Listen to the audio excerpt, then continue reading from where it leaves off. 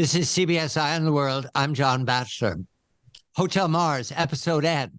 David Livingston, my colleague and co-pilot, and we're very pleased to travel to the moon in time with Bob Zimmerman, the author of Genesis, the story of Apollo 8, Christmas 1968, Christmas 2023, 55 years later. The subtitle tells the story, The First Manned Flight to Another World. Bob, a very good evening to you. Thank you for joining. And 55 years ago, the expectation at NASA was this mission had a 50-50 chance of success. How did they arrive at that number, Bob? What does that mean for NASA's ability to take risks 55 years ago? Good evening to you. Good evening, John. Hello, David. Nice to be with you both again. We've talked many times together on the air. It's actually a remarkable thing. That 50-50 percentage was a number that was quoted to the wife of Frank Borman, Susan Borman. When she was concerned about this mission, she was convinced the husband was going to die. They used that number to try to reassure her, to make her feel less scared about the mission, because she really was convinced he was going to die in lunar orbit.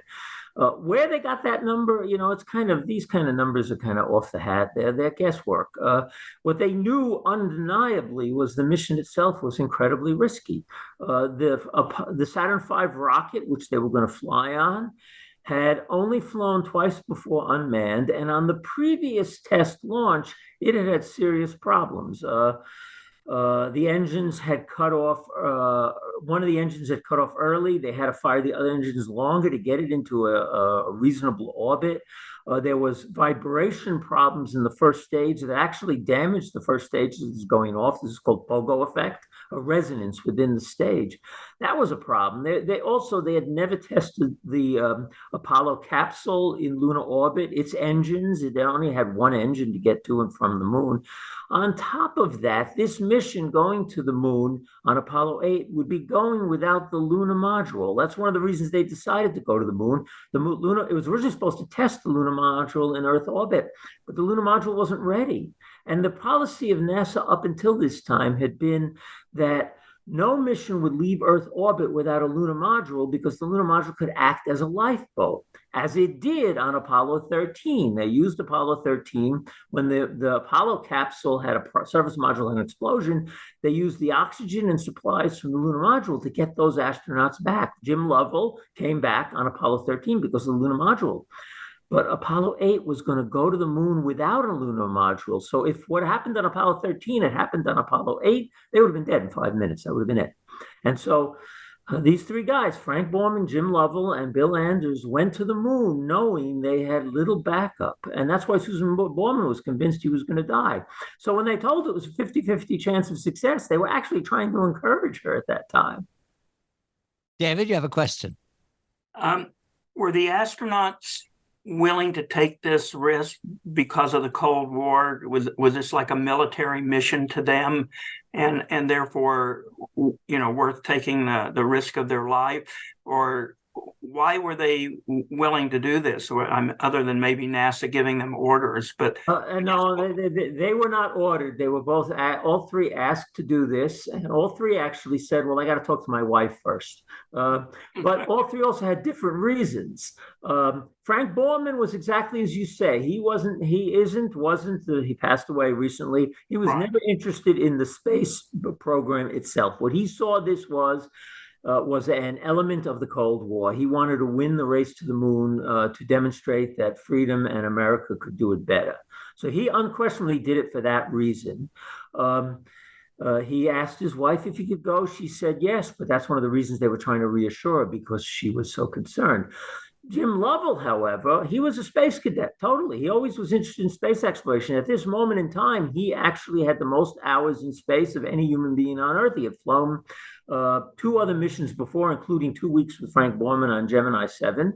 So he knew he wanted to be on space. He wanted to get to the moon. So that was his prime thing. But, he understood the Cold War aspects of this as well. Bill Anders, he understood all these factors. His main concern as a younger man was he liked to go fast. So he wanted to set the record for the speed limit. But he also understood the political ramifications involved, as well as the exploratory ramifications. The most interesting thing about Anders is that he also asked his wife, Jim Lovell asked Marilyn Lovell, she said, how could I say no? This is what he's always dreamed of. Bill Anders asked his wife, Valerie, and her answer was this: you've been planning this your whole life. This is for the nation and for yourself. You have to go. Now, she was a woman who had 5 young children under 8 at that time, and if he died on that mission, she would have been in big trouble because he was not making big money. These guys were maybe middle class income in the military at the time of NASA, so she was taking the big risk. And Bill Anders himself always said she was the real hero of the mission. The wives were the real heroes because they're the ones who took a risk should their husbands die. Apollo 1, Soyuz 1. Quickly, Bob. Those were 2 failures, the product of corner cutting, rushing. Do we have a general way of explaining those failures? One's Russia. Soyuz 1 failure was Russia.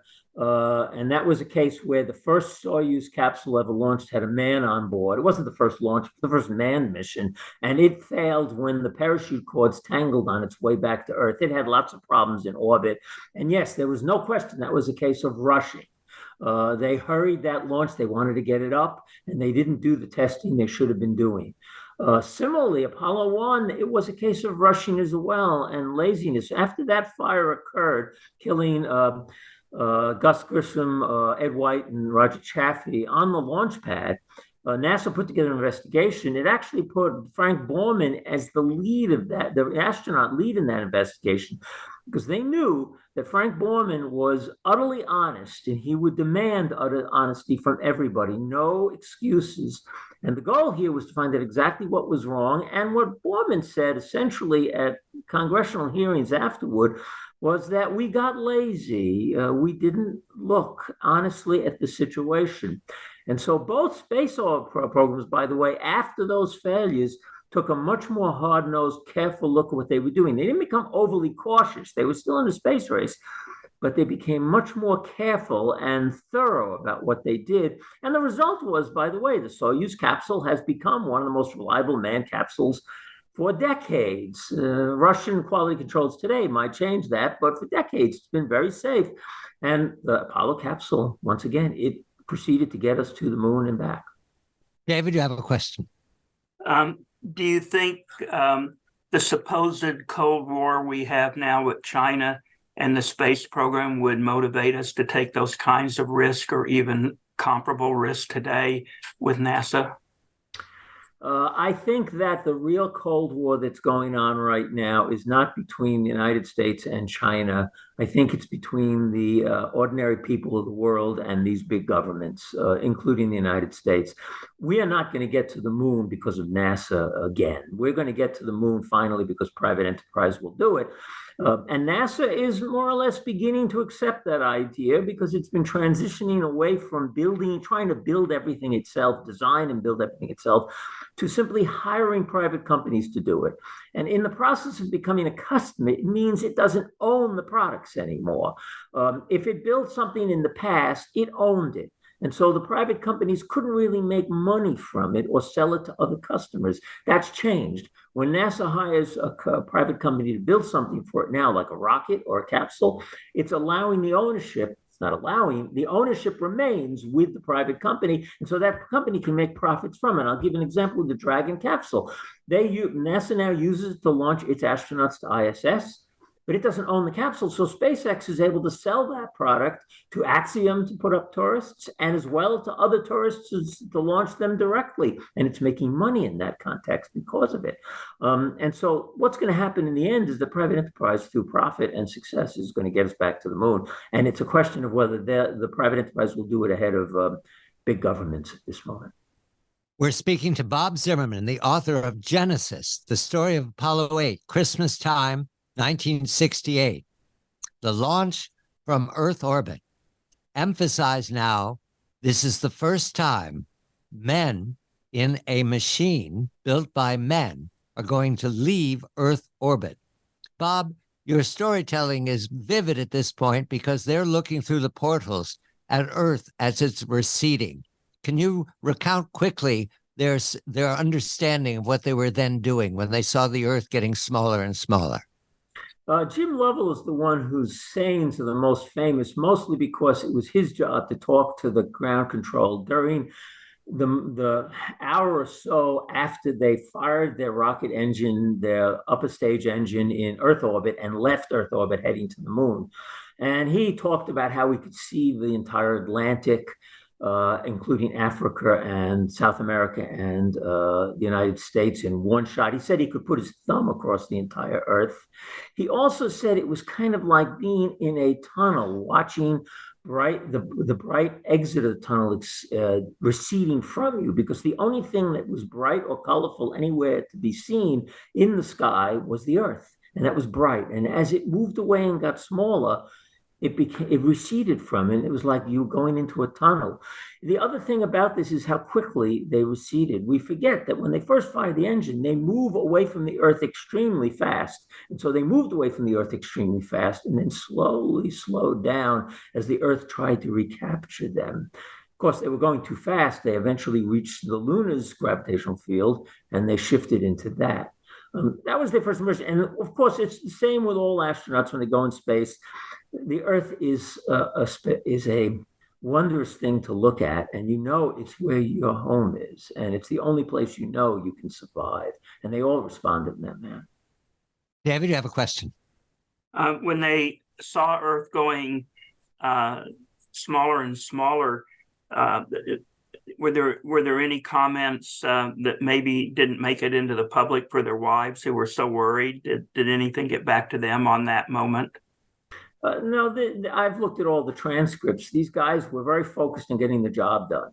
And there was really no serious problem. There's one story that happened shortly after launch when they were still in Earth orbit. Jim Lovell tried to remove his life vest, and he did because he was trying to get more comfortable. And then in the process of trying to start, he accidentally set it off so that it started to expand, and he had to struggle with this thing in the Apollo capsule to try to get it to stop expanding, fill the capsule up. As he said, we have a Mae West here because it was, these things growing. But they got it under control. And, once again, what's amazing about the entire space program, almost entirely from its whole history, but especially in the 1960s, is how few human errors occurred by the astronauts themselves in flight. They went prepared, and they went with a firm resolve to do nothing wrong. And that was Borman's main goal. In fact, he refused to let them have a new form of freeze-dried Christmas dinner because he thought, we're not going to try something new on this mission. We'll use the old freeze-dried foods we've been using because it's safer. I don't want to take any risks. And so that's why very little went wrong during the flight. They reached lunar orbit. The dramatic moment comes up. Bob, what is loss of signal? Can you tell it quickly? In both cases, when they went into lunar orbit and when they left lunar orbit, they had to fire the single engine they had on the service module of the Apollo capsule from behind the moon, which meant when they fired that engine, they were completely out of touch with the Earth. And so when they went behind the moon, we did not know if they would successfully get into lunar orbit until they came around the other side. And the same thing, and more significant, when they left lunar orbit, that fire engine had a fire, and it was the only engine that could get them out of lunar orbit. If it failed at that point, there was no redundancy, they'd be stuck in lunar orbit and die. And they fired the engines. We didn't know that. And when they came around the edge of the moon, Jim Lovell was the first voice we heard. And what he said is, I want to report that there is a Santa Claus. And everyone knew that at that point they were on their way back to Earth. David, you have a question. How long did it take them to go around the moon to pick up the signal again? Each lunar orbit was about 2 hours at that time. What's significant about the arrival in lunar orbit was that it occurred on Christmas Eve on 1968. And they were going to do 10 orbits, 20 hours, which meant on Christmas Eve, Americans were orbiting the moon, the first humans ever to reach another world. And as the press officer for NASA told Frank Borman, when you do your telecast at prime time, Christmas Eve from lunar orbit, you'll probably be listened to by more people in the history of the human race. You better think of something to say. And Borman asked him, could you help me? And Julian Scheer, the public relations head at NASA, said, it is not my place to put words in your mouth. You're free Americans, say what you want to say. And so they had to figure out what to say in lunar orbit at that very significant moment in time. And the decision was Genesis, a surprise to everybody on Earth. I think very few people knew they were going to read from the Bible. That's my memory. Is that correct, Bob? That is correct. I talk about this at great length. And one of the reasons I wrote Genesis Story of Apollo 8 is I was really fascinated to find out exactly how the decision was made to read the first 12 verses of Genesis. And the story is very complicated because none of the astronauts were writers. And so they had trouble trying to figure out what to come up with. They asked friends. They were supposed to keep it somewhat quiet. Their wives had no idea. Borman had a very intelligent, educated man he had met during a previous public relations world tour. And he asked him, and he said he tried to figure it out, and he couldn't. So he asked another public relations guy he knew, Cy Layton, who sat down and finally came up with this from a suggestion from his wife. It was perfect because it was not preachy, but it was matched the magnificence of the moment. And so no one was told, no one except the public relations announcer at NASA, so that he wouldn't say something awkward when they finished speaking. He would at least know what to do and what to say that was appropriate. He was the only one that knew they were free to say what they wanted. NASA wasn't going to tell them what to say. David, you have a quick question. You think they could pull that off today with NASA, or it would be more controlled? Almost immediately after that mission, NASA clamped down. For example, Buzz Aldrin wanted to prey on the moon after the lunar landing, and he did so. But he was told by NASA, you better not make it obvious that's what you're doing. And only if you know what he's talking about, when you listen to the transcript, do you know that he's actually taking some wine and taking a wafer, the sacrament of Christianity at that moment in time. But he was told, you can't do it. We'll have too much controversy. You can't have this kind of stuff. And today, it's become almost absurd, the censorship that goes on in our culture today. Students aren't allowed to pray freely on their own in classroom because supposedly it's separation of church and state. This is, of course, absurd. As a citizen, you're allowed to do whatever you want. The idea is not to establish a state religion, but people don't understand that anymore. And so I doubt this could happen now without problems. Private missions, though, by private companies and private citizens, that's going to be a different thing. The government won't have any say. We have about a minute, Bob. Cold War. Cold War defines a lot of the decision-making in 1968, maybe everything. However, this success, Apollo 8, 50-50, succeeds. Does that end the Soviet program to land on the moon? Is that the finish? Pretty much it was. The Soviets attempted to keep its program going for a while, but they had problems with their N-1 rocket. And their politicians basically knew the program was the race was over. Once we got astronauts around the moon, the whole competition was lost. And so they, within a year, shifted and claimed that they always were only interested in doing space stations, not going to the moon. Of course, that was a lie, but basically this won the race to the moon, the Apollo 8 mission. And most people in the program itself knew that. They don't consider Apollo 11 the victory. Apollo 8 was the victory. 55 years. Bob Zimmerman, Robert Zimmerman, Genesis, the story of Apollo 8, the first manned flight to another world, once upon a time. David Livingston, Dr. Space of the Space Show. This is Hotel Mars, Episode N. I'm John Batchelor.